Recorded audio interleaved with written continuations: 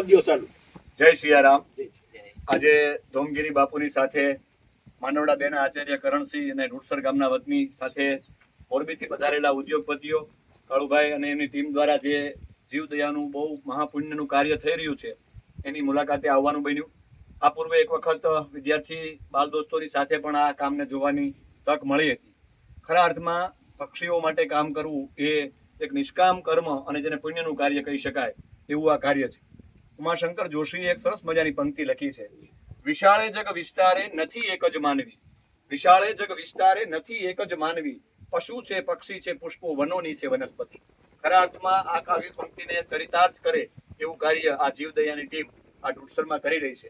કાયમ માટે આ કામને એ આગળ વધારતા રહે, કારણ કે આ અબોલ પક્ષીઓ છે એ આપણી જીવકડીની શૃંખલા માટે ખૂબ ઉપયોગી છે અને એમના માટે આવી જાગૃતતા ગ્રામ્ય કક્ષાએ આવી ટીમના યુવાનો દ્વારા થતી હોય ત્યારે આવા મિત્રો એ લાગણીને વશ થઈને અહીંયા મુલાકાતે આવ્યા હોય એનો ખૂબ મોટો આનંદ છે।